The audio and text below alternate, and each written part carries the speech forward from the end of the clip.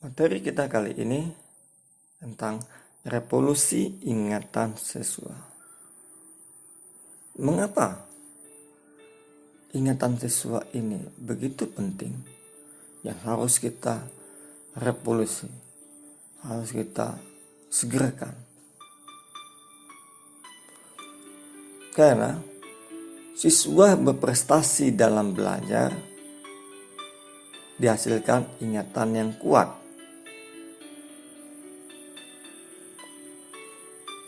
Sebenarnya tidak ada yang namanya bodoh atau pintar. Yang ada adalah bagaimana siswa ini dalam belajar mampu ingat kembali saat dirangsang oleh sebuah pertanyaan. Kita sebagai guru pun kadang-kadang suka ngeblank, lupa saat diajarkan, saat dalam kita mengajar. Mengapa hal ini terjadi? Ada 3 setan memori membuat kita menjadi lupa. Yang pertama adalah masalah waktu.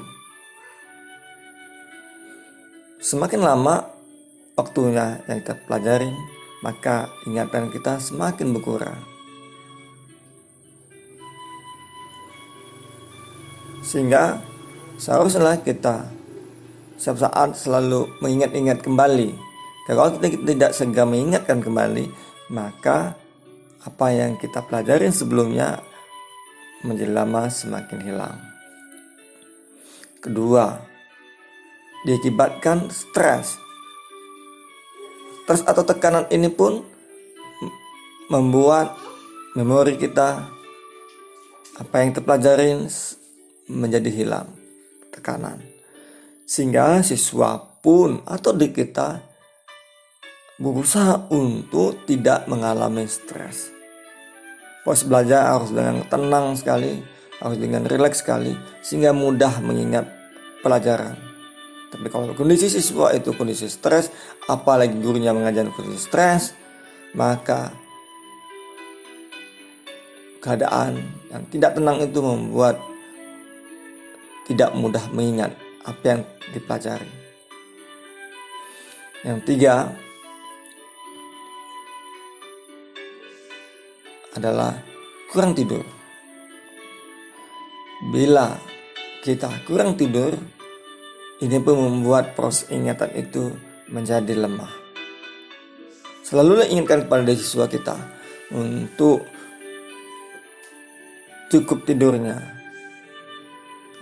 Tidur yang cukup, maka proses mengingat ini menjadi penting. Seperti kita ketahui bahwa proses pembelajaran ingat itu merupakan dari otak kita. Otak yang menciptakan jaringan pengalaman baru dengan ribuan sel otak yang disebut neuron. Neuron tersebut berkumpul membentuk sebuah ingatan. Masing-masing neuron terdiri dari akson yang bertugas mengirim informasi ke neuron lain. Punggung dendrit yang biasa menerima informasi dari neuron lain, dan dendrit yang berkewajiban menyampaikan informasi baru ke seluruh sel tubuh yang berkaitan. Sebuah neuron di otak siswa dalam proses pembelajaran bisa dihubungkan dengan 10.000 neuron lainnya. Begitu juga setiap neuron dari 10.000 neuron yang berhubungan tadi bisa dihubungkan dengan 10.000 neuron lagi. Jika siswa guru hebat belajar dengan benar dan dengan cara yang benar, neuron dalam otaknya akan memiliki sambungan yang lebih banyak. Hasilnya, sudah pasti si anak akan memiliki sebuah ingatan instan yang setia.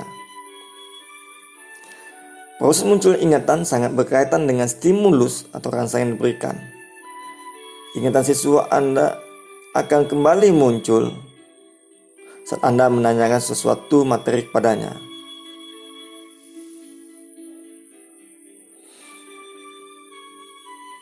Tapi biasanya pada saat guru menanyakan materi yang telah disampaikannya, pernah kan Bapak Ibu guru melihat muridnya ketakutan, penuh rasa cemas, otaknya menjadi blank, ketakutan. Dia seolah mengatakan, aduh, saya sudah lupa dengan apa yang diajarkan. Saya benci. Kemudian dia merasa bosan dengan pelajaran tersebut. Pasti kita pernah mengalami juga. Untuk itu, bagaimana sih cara kita untuk melatih daya ingat kita agar daya ingat kita menjadi kuat dan siswa yang kita ajarkan pun memiliki prestasi yang cukup baik dan membanggakan. Ada 5 hal yang harus kita pelajarin tentang melatih daya ingat. Yang pertama, seimbangkan otak kiri dan kanan. Yang kedua, meditasi. Yang ketiga, mindfulness. Yang keempat, gunakan seluruh panca indera atau kita dalam mengajar. Kelima, repetisi. Oke, kita akan ulas satu persatu. Yang pertama adalah seimbangkan otak kiri dan kanan. Di belahan otak kita ini ada otak kiri dan otak kanan dan otak tengah yang sudah kita pelajari sebelumnya. Otak kiri biasanya orang yang lebih disiplin, tertata, terplanning, selalu beranalisa. Sedang otak kanan imajinasi, punya ide yang kreatif dan long term dalam menyimpan memori. Kalau otak kiri short term atau ada ingatnya pendek sekali. Supaya ingatan kuat, maka cara kerja otak kita harus seimbang. Karena sudah kita tahu bersama sebelumnya bahwa cara kerja otak kita ada yang dominan. Ada dominan kita kiri, ada kita dominan kanan. Kecuali orang yang cara otaknya otak tengah ya. Jadi bila siswa kita atau kita dominan cara kerja otak kiri, maka kita haruslah melatih otak kanan kita. Bila dominan kita otak kanan, maka kita harus melatih otak kiri kita agar kita lebih cerdas.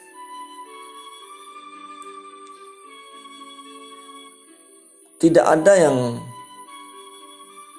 buruk dominan kiri atau kanan. Itu sama-sama baik. Yang terbaik adalah bagaimana otak kita menjadi seimbang. Bila kita dominan kiri, maka coba belajarlah hal-hal yang berbau pelajaran otak kanan. Otak kanan itu seperti suka seni, suka musik, suka melukis, menari, dan lain-lain. Menulis yang perlu imajinasi.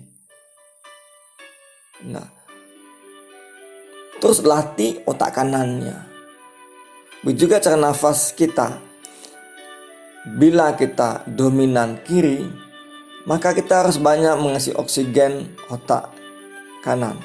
Untuk itu, cobalah bernafas dengan tutup lubang hidung kanan, hirup dengan lubang kiri, karena otak itu dengan tubuh fisik dia silang. Jadi kalau kita hirup melalui lubang hidung kiri, maka oksigen kita akan tentu masuk ke otak kanan kita.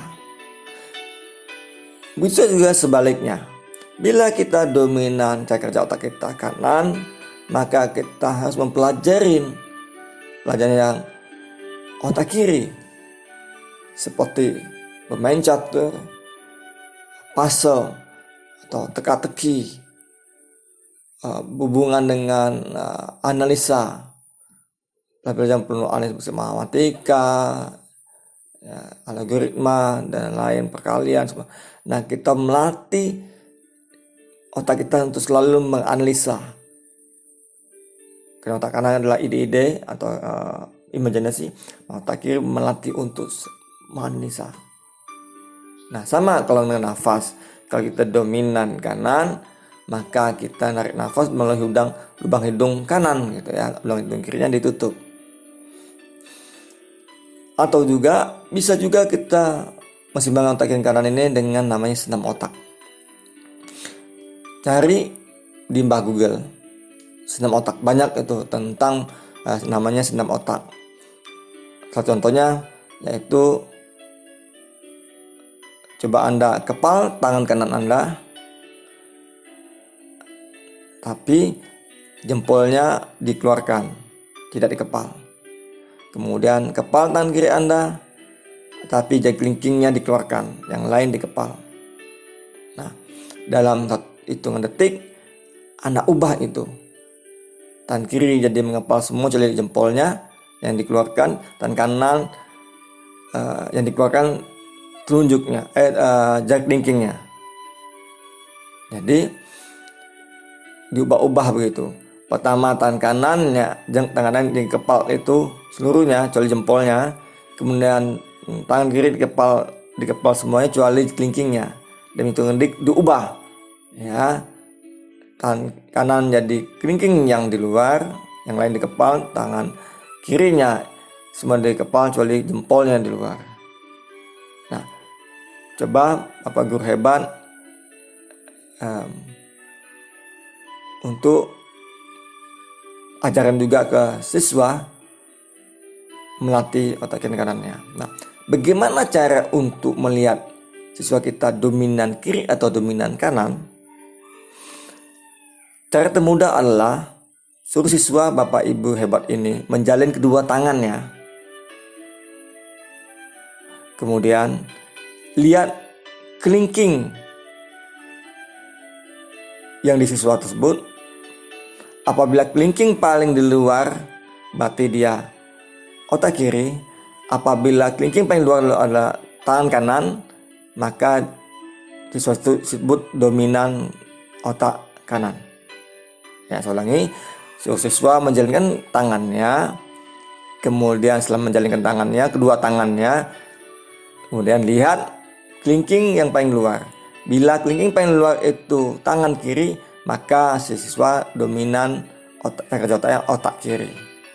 Apabila tangan kanannya kiri, kelingking kirinya tangan kanan, maka dominan otak kanan. Oke Bapak Guru semuanya, sampai sini dulu ya. Kita akan lanjut di bagian keduanya nanti ini.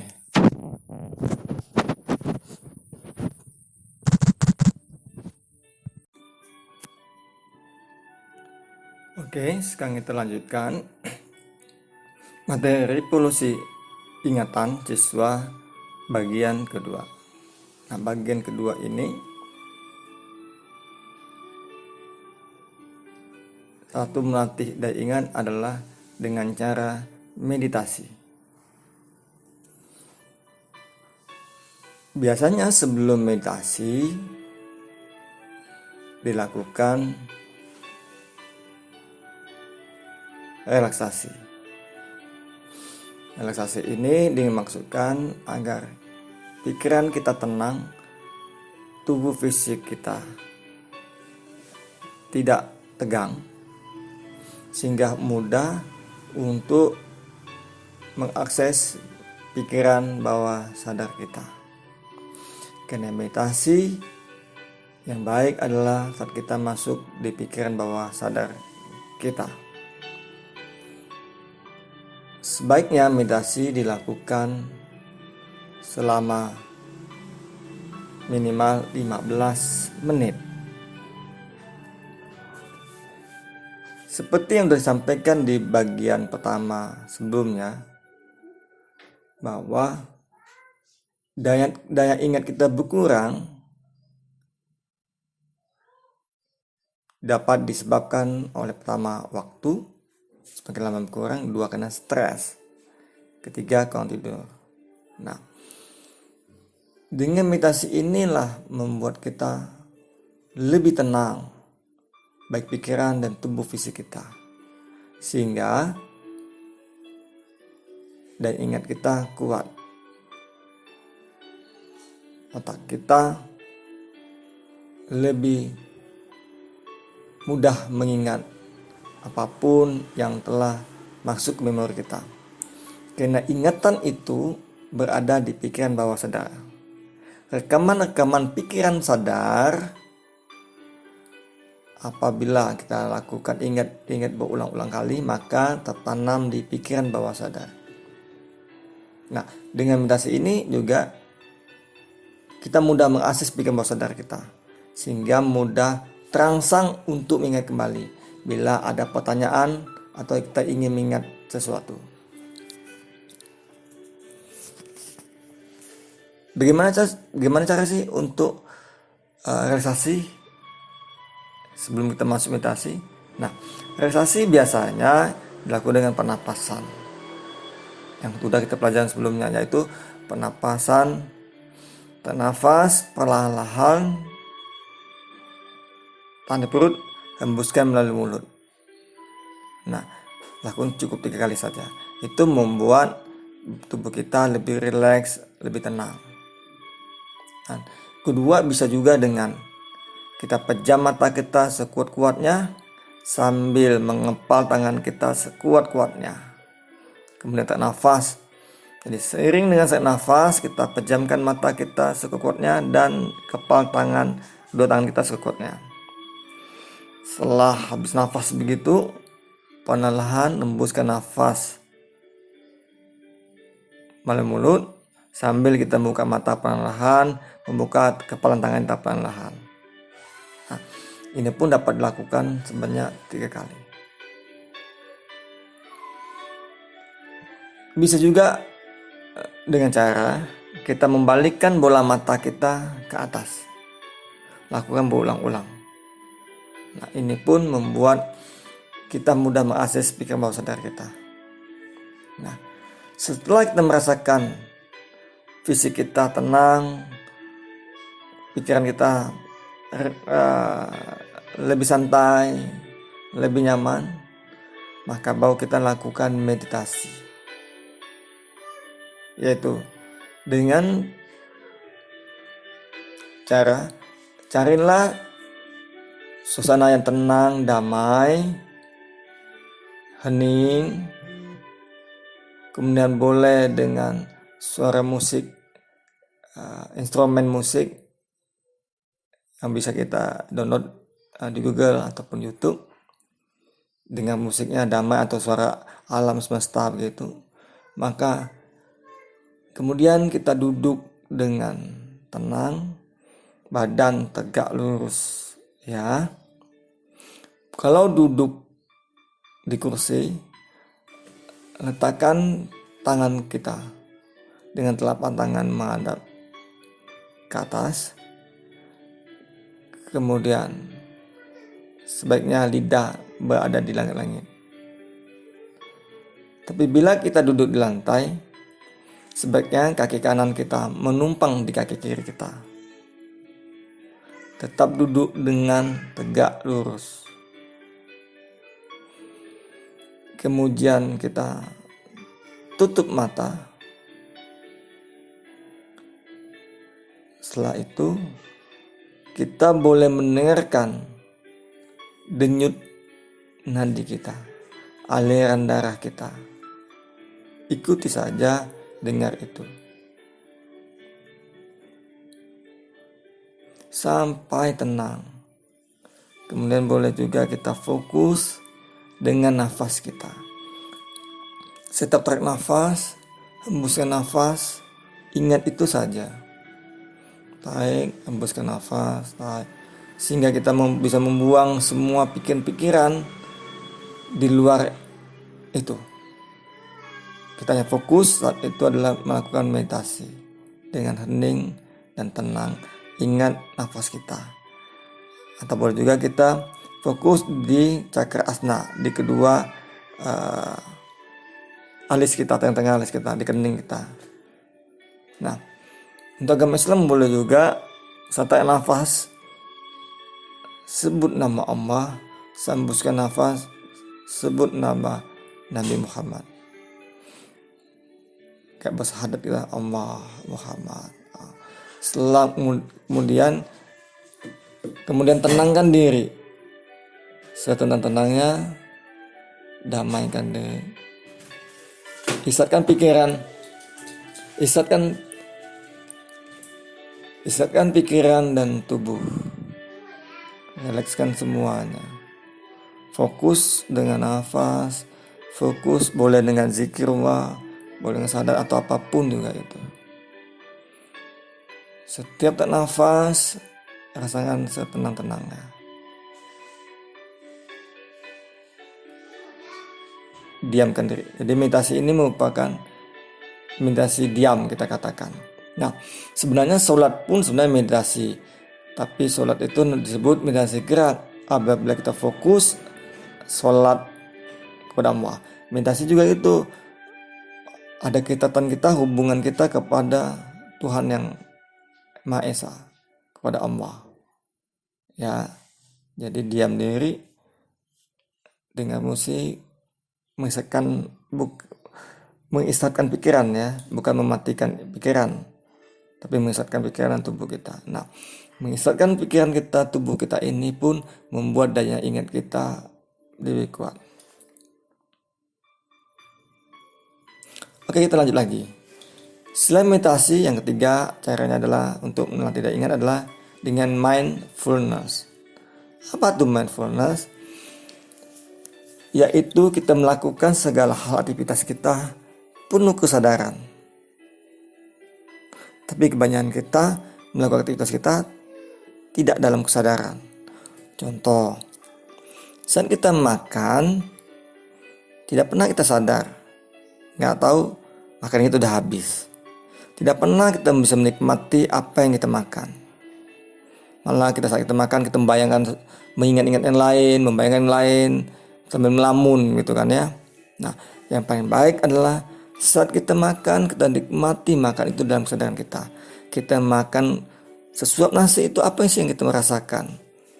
Ada asinnya, ada manisnya, ada asamnya, ada ikannya, ada sayurnya. Mengapa hidup kita menjadi tegang dan stres?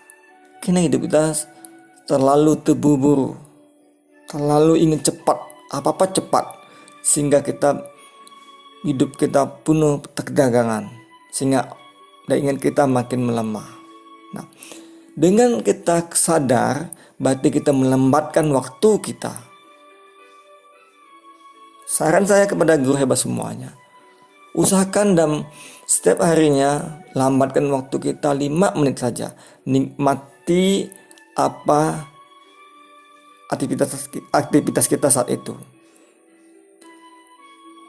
Saat kita menulis atau mengirim email, ya kita sadar bahwa kita lagi email, kita lagi menulis, atau kita lagi ngerjain sesuatu, ya kita nikmati pekerjaan itu dengan perlahan-lahan, bukan dengan tergesa-gesa. Jadi makan pun dengan perlahan-lahan sekali, kita nikmati saja makan itu. Dengan kita nikmati itu, pasti sensasi yang berbeda apabila kita makan dengan cepat-cepat. Apalagi saat kita beribadah. Janganlah kita beribadah dengan cepat-cepat, terburu-buru. Karena saat itu kita menghadap Tuhan kita. Seharusnya kita sadar bahwa kita saat itu terhubung dengan Tuhan kita. Tuhan hadir bersama kita. Lakukan sholat itu dengan perlahan-lahan. Dengan membaca tartil, baca surah dengan perlahan-lahan. Nikmati, apalagi kita bisa tahu terjemahannya, tahu mengerti tentang surah-surah itu, maka sholat kita pasti nikmat dan lama. Nikmati kita saat kita beribadah. Karena itulah kita mampu berkomunikasi dengan Tuhan kita, menyampaikan keluh kisah kita, mungkin menyampaikan terima kasih kita, karena Tuhan telah banyak memberi kita nikmat yang luar biasa.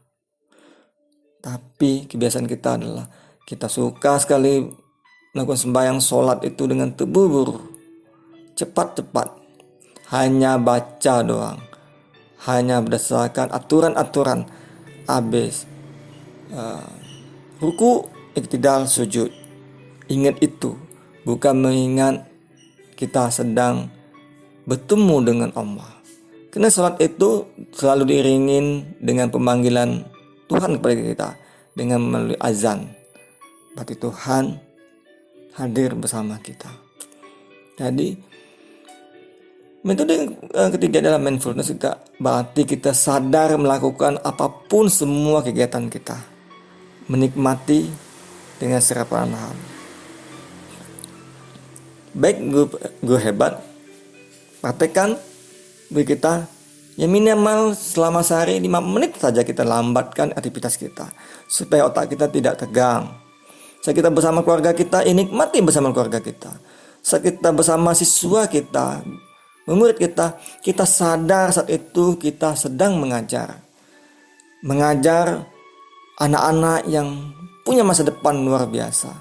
Karena tanggung jawab guru lah anak ini menjadi yang terbaik di masa depannya. Karena guru lah mendidik dia dengan keilmuan-ilmuwan supaya dia menjadi anak yang berilmu. Untuk itu, ajak juga semua siswa yang kita ajarkan itu sadar bahwa saat itu dia sedang belajar, bukan sedang bermain-main. Dia sedang belajar. Ingatkan siswa sadar untuk belajar, dan Bapak guru semua yang guru hebat ini juga sadar dan waktu mengajar itu bahwa nikmati saja. Tinggal tidak perlu berburu, tidak perlu dengan emosi, tidak perlu dengan marah, tapi dengan senyuman, dengan kesabaran. Saya yakin apabila kita sadar kita mengajar dan murid pun sadar saat itu sudah belajar, maka apa yang kita sampaikan akan melekat di pikiran bawah sadar murid-murid kita. Karena kita tidak tegang, murid tidak tegang. Begitu. Oke, Bapak guru hebat yang luar biasa. Poin keempat adalah untuk melatih tidak ingat dengan cara gunakan seluruh panca indera, mulai emosi dan tindakan. Apa maksud itu? Begini, saat Bapak guru mengajar, maka gunakan seluruh panca indera, emosi kita, tindakan kita, sesuai dengan apa yang kita sampaikan, pelajaran yang kita sampaikan kepada murid. Contoh, saat kita mengatakan angka 3, maka gerakinlah tangan kita dengan angka 3. Kemudian emosi kita katakan dengan angka 3 pun dengan mimik yang cerah gitu, dengan penuh semangat.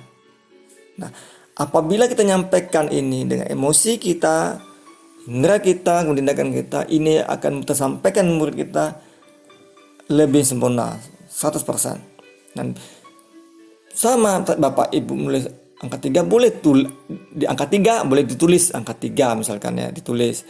Jadi semua murid pun bisa melihat, mendengar, kemudian bisa merasakan. Bukankah ingatan itu akan masuk ke pikiran kita melalui modalitas? Nah, apabila kita gunakan modalitas itu 100% akan mudah teringat. Bukan hanya visual saja, tulisan saja, tapi kita ada pengucapannya. Kemudian ada emosi yang kita sampaikan. Maka itu menjadi 100%. Jadi apapun pelajaran yang Bapak Ibu sampaikan nanti, harus menggunakan 3 modalitas itu.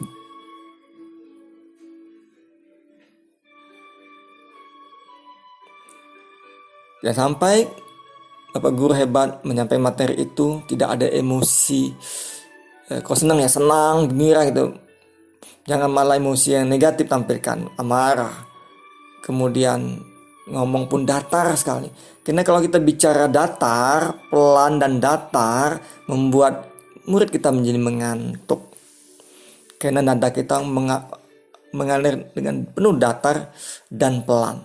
Jadi ajak dengan siswa kita penuh semangat, sampaikan dengan emosi yang gembira sekali, dengan senyuman, kemudian dengan tindakan kita. Dan kita boleh mobile ya, bergerak begitu ke kanan, tidak fokus satu tempat. Kalau kita berdiri satu tempat itu bikin ngantuk juga. Sama hal kita mengendarai mobil di tol, lurus saja, ini pun bikin ngantuk. Jadi bahasa tubuh kita betul-betul kita gunakan saat kita mengajar ya, baik visual, auditory, kinestetik, ada gerak tubuh, ada penglihatan kita, ucapan kita pun harus penuh intonasi semangat dan jelas sekali, sampaikan terang dan jelas, bukan dengan pelan dan lambat ya. Oke, kemudian yang kelima untuk melatih daya ingat adalah dengan repetisi. Repetisi berarti pengulang-ulangan. Al-Quran bisa dihafal, kenapa? Karena diulang-ulang. Begitu juga dengan murid-murid kita. Harus selalu ada setoran hafalan sebaiknya. Nah, selalu ada review pelajaran sebelumnya. Sebelum menyampaikan kita review dulu supaya kembali mengingat. Itu. Dengan kita mengulang-ulang pelajaran yang kita sampaikan, maka itu pun mudah masuk ke pikiran bawah sadar kita. Saat mudah masuk ke bawah sadar kita, itu melekat dan mudah balikan lagi. Selalulah sampaikan kepada siswa kita. Bayangkan otak kita ini seperti spons dalam air yang mudah menyerap air. Jadi apapun informasi yang siswa lihat, dengar, dan merasakan itu seperti spons dalam air, mudah terserap. Dan pada saat dirangsang dengan pertanyaan, mudah ingat kembali. Kapanpun, dimanapun mudah ingat kembali. Disuruh siswa, ibu sampaikan, bapak guru hebat sampaikan, supaya membayangkan selalu otak dia itu seperti spons dalam air, sehingga mudah menyerap informasi yang dilihatnya, yang didengar dan dirasakannya. Dan usahakanlah selalu mengulang-ulang pelajaran. Jadi saat pulang ke rumah, mengulang lagi. Saat besok pagi mau masuk kelas, pelajaran itu diulang lagi.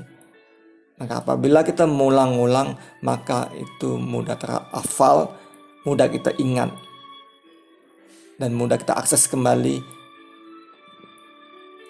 pikiran yang telah masuk di otak kita.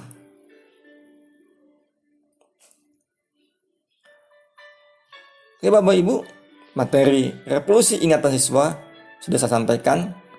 Itu gimana melatih daya ingat kita, ada 5 macam. Pertama, seimbangkan otak kiri dan kanan. 2, meditasi, kita mindfulness. 4, gunakan seluruh panca indera. Kemudian emosi kita dan tindakan kita. Yang kelima adalah repetisi.